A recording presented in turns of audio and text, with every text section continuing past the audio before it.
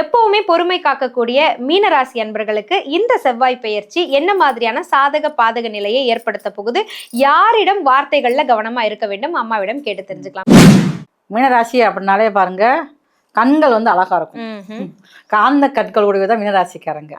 ரொம்ப அழகான கண்கள், கண்களே அப்படி பேசும், கவிதையை பேசுற மாதிரி கண்கள் இருக்கும்.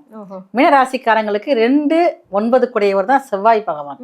அவரே பாருங்க, அவர் இது வரைக்கும் ராசியில 3ஆம் இடத்துல 4ஆம் இடத்துக்கு போறாரு. அப்ப சுகஸ்தானத்துல போய் செவ்வாய் வந்து உட்கார்றாரு. இப்போ உட்கார்றப்ப அந்த செவ்வாயுடைய உறவு, அதுதான் பாக்கியாதிபதியும் கூட. ஃபர்ஸ்ட் வந்து மீனராசிக்காரங்களுக்கு என்னதான் ஒரு 7.5 சனி, ஒரு சென்மச்சனி, ராகு இது பிரச்சனை இருந்தாலும் முதல் விஷயம் வந்து, அதே நேரத்துல இவங்களுக்கு வந்து 2-9 கூடியவர் வேற. தன்னுடைய தந்தை மூலமாக, தந்தை வழி உறவுகள் மூலமாக அதிகமான நன்மைகள் ஏற்படும். செவ்வாயே பாருங்க, மீனராசிக்கு வந்து லாபஸ்தானத்தை பாக்குறாரு, 10ஆம் இடத்தையும் பாக்குறாரு, லாபஸ்தானத்தையும் பாக்குறாரு. அவ தொழில் செய்யறவங்க, தந்தையோட தொழிலை எடுத்து பண்ணிக்கிட்டு இருப்பாங்க ஒரு சிலர் வந்து, அவங்களுக்கு நல்ல ஒரு ஆதாயமான இது இந்த நாட்கள். உங்களுக்கான பரிகாரம் என்ன அப்படின்றதையும் நமக்கு கேட்டு தெரிஞ்சுக்கலாம்.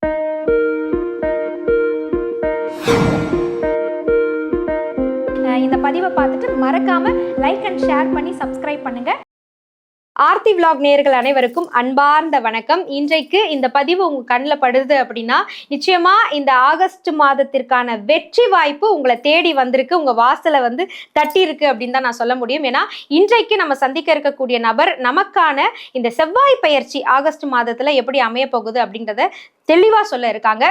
இவங்க வந்து மலர் மருத்துவமாக இருக்கட்டும், இல்ல வாஸ்துவாக இருக்கட்டும், ஜோதிடமாக இருக்கட்டும், எல்லாவற்றிலும் கை தேர்ந்த ஒரு மருத்துவ ஜோதிடர் அப்படின்னு நம்ம சொல்லலாம். மரியாதைக்குரிய சங்கரேஸ்வரி அம்மா நம்மளுடைய விஜே ஆர்த்தி விலாகுக்காக இந்த செவ்வாய் பெயர்ச்சி இந்த 48 நாள் ஆகஸ்ட் மாதம் எப்போ ஆரம்பிக்க போகுது, இந்த தருணத்துல எந்தெந்த ராசிக்காரர்கள் சாதக நிலை அடைய போறாங்க, பாதக நிலை அடைய போறாங்க, யார்கிட்ட பேச்சுல கவனமா இருக்கணும், இந்த விளக்கங்களை எல்லாம் நமக்காக வந்து சொல்ல காத்திருக்காங்க. நீங்க இந்த பதிவை பார்த்துட்டு இருக்கீங்க, நான் ரொம்ப நல்லா பேசக்கூடியவங்க அப்படின்னா நிச்சயமா மறக்காம இந்த பதிவை பாருங்க. உங்களுடைய ராசி வரும் பொழுது யார்கிட்ட நீங்க பேச்சுல கவனமா இருக்கணும் அப்படின்ற அந்த விவரங்களை நீங்க தெரிஞ்சுக்கலாம். இது மட்டும் இல்லைங்க, எனக்கு ஸ்பெசிஃபிக்கா இவங்க கிட்ட ஜோதிடம் பார்க்கணும் அப்படின்னு விரும்பக்கூடியவங்க ஸ்கிரீன்ல தெரியக்கூடிய எண்ணுக்கு நீங்க தொடர்பு கண்டு ஆன்லைன் கன்சல்டேஷனும் நீங்க வாங்கிக்க முடியும். வாங்க அம்மாவை சந்திக்கலாம். இந்த செவ்வாய் பயிற்சி உங்களுக்கு என்ன மாதிரியான சாதக பாதக நிலையை கொடுக்க போகுதுன்னு தெரிஞ்சுக்கலாம். வணக்கம் சங்கரேஸ்வரிமா. வணக்கம்மா, நல்லா இருக்கீங்களா? ரொம்ப நலமா இருக்கும். உங்களை பார்த்தோன்னா இன்னும் மன தைரியத்தோட நாங்க இருக்கோம். இந்த செவ்வாய் பயிற்சி ஆகஸ்ட் மாதம் வருது அப்படின்றத நான் சொன்னேன். அந்த விளக்கங்களை எங்களுக்காக, எப்போ வருது, எப்போ முடியுது, இந்த விவரங்களை எங்களுக்காக சொல்லுங்களேன். விஜே ஆர்த்தி விலாக் டிவி நேயர்களுக்கு உங்களின் மருத்துவ ஜோதிடர் SR சங்கரேஸ்வரியின் அன்பான வணக்கங்கள். செவ்வாய் பயிற்சி காலபுருஷனுக்கு முதல் ராசியே செவ்வாயோட வீடு தான். அவர் பாருங்க, இது வரைக்கும் வந்து 2ஆம் இடம் ரிஷபத்துல இருந்தாரு. இப்ப ஆகஸ்ட் மாசம் 2ஆம் தேதியில இருந்து செப்டம்பர் 19ஆம் தேதி குறிப்பா பாத்தீங்கன்னா 48 நாட்கள் வந்து தன்னுடைய ராசியிலிருந்து 3ஆம் ராசி, அது போக பாருங்க காற்று ராசியான மிதுனத்துக்குள்ள என்றாகிறார். அப்ப 48 நாட்களும் இவர் வந்து காலபுருஷனுக்கு 3ஆம் ராசி மிதுனத்துல தன்னுடைய டிராவல்ல இருக்காரு. அப்ப இந்த காலகட்டத்துல அவருடைய பார்வை பாத்தீங்கன்னா கன்னி ராசி மேலையும் படுது, 4ஆம் பார்வையா பாக்குறாரு. அதே நேரத்துல வந்து தனுசு ராசி மேலையும் தன்னுடைய 7ஆம் பார்வையா பாக்குறாரு. மகர ராசி மேலையும் தன்னுடைய 8ஆம் பார்வையா பாக்குறாரு. அப்ப ஒரு செவ்வாய் பகவான் தன்னுடைய ராசிக்கு 4, 7, 8 பாக்குறாரு. அப்ப குறிப்பா வந்து மகர ராசி மேல படுறதுனால நிறைய வந்து உலகில் சார்ந்த விஷயங்கள்ல ஒரு நம்மளே எதிர்பார்க்க முடியாத அளவுக்கு ஒரு பிரச்சனைகள் ஏற்படும். அது கூட பாருங்க, நெருப்பினால் நிறைய வந்து காயம் படக்கூடியது, நிறைய இடங்கள்ல பாருங்கன்னா பூமி அதிர்வுகளோட ஏற்படும். அந்த மாதிரி ஒரு காலகட்டங்கள் தான் இந்த 48 நாட்களுமே வந்து இருக்க போகுது. இப்போ எல்லாருமே உலகத்துக்கே பாருங்க, பொதுவா எல்லாருமே வந்து முருகர் வழிபாடு செய்யறது ரொம்ப நல்லது.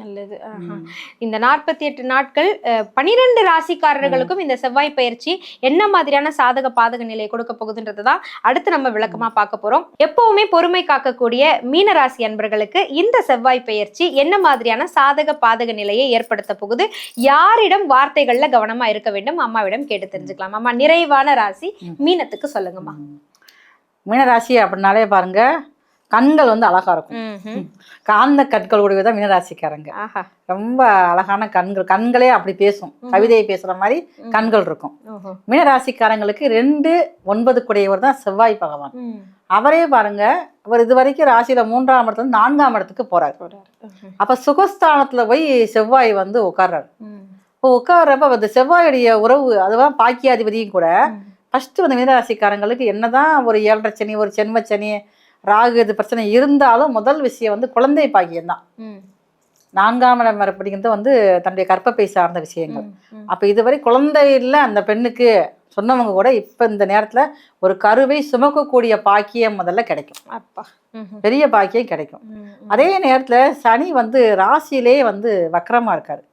அதனால கொஞ்சம் இந்த மீனராசிக்காரங்களுக்கு செவ்வாய் இந்த 4ஆம் இடத்துல இருக்கிறதுனால கொஞ்சம் ப்ரெஷர் சம்மந்தப்பட்ட பிரச்சனைகள் வரும். ஒரே நிம்மதி, அலைச்சல், தூக்கம் ரொம்ப குறைவா இருக்கிறது, தூங்காதனால அதிகமான ஒரு மன அழுத்தம் உருவாகிறது, ப்ரெஷர். அதனால அடிக்கடி இவங்க வந்து கொஞ்சம் உடம்பு நிலையை செக் பண்ணிக்கணும். அது ரொம்ப நல்லா இருக்கும். அதே நேரத்துல இவங்களுக்கு வந்து 2 9 கூடியவர் வேற தன்னுடைய தந்தை மூலமாக, தந்தை வழி உறவுகள் மூலமாக அதிகமான நன்மைகள் ஏற்படும். செவ்வாயே பாருங்க, மீனராசிக்கு வந்து லாபஸ்தானத்தை பாக்குறாரு, 10ஆம் இடத்தையும் பாக்குறாரு, லாபஸ்தானத்தையும் பாக்குறாரு. அப்ப தொழில் செய்யறவங்க, தந்தையோட தொழிலை எடுத்து பண்ணிக்கிட்டு இருப்பாங்க ஒரு சிலர் வந்து, அவங்களுக்கு நல்ல ஒரு ஆதாயமான இது இந்த நாட்கள். இந்த 48 நாட்கள்ல ரொம்ப ஒரு விசேஷமான நாட்களாகவும் இருக்கும்.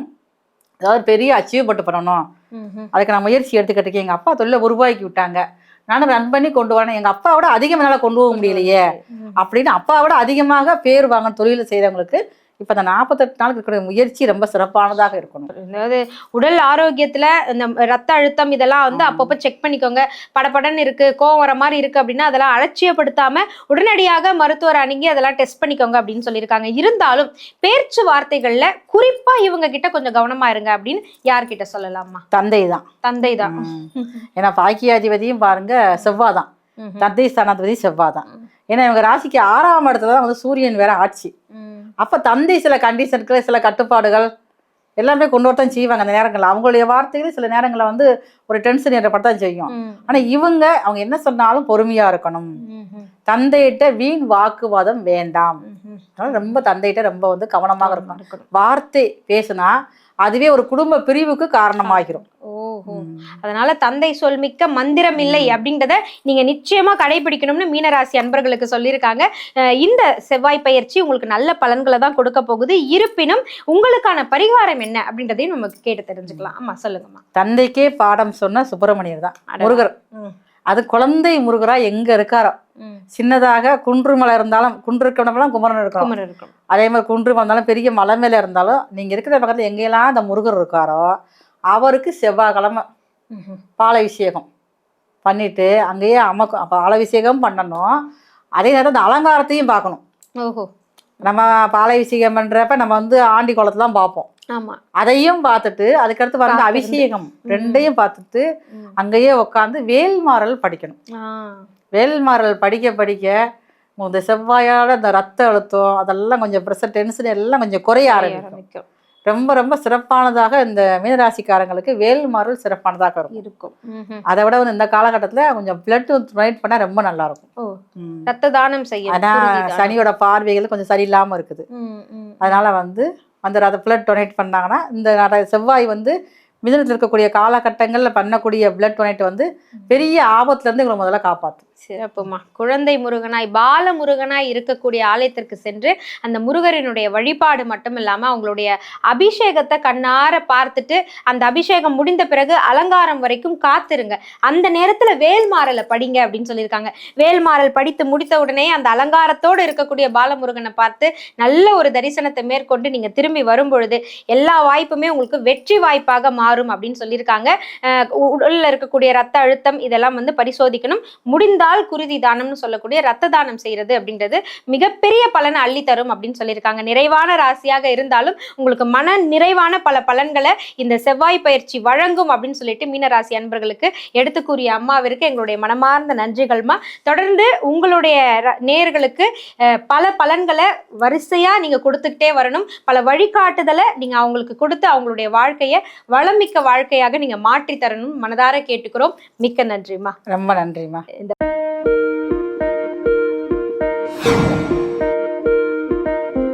இந்த பதிவை பார்த்துட்டு மறக்காம லைக் அண்ட் ஷேர் பண்ணி சப்ஸ்கிரைப் பண்ணுங்க.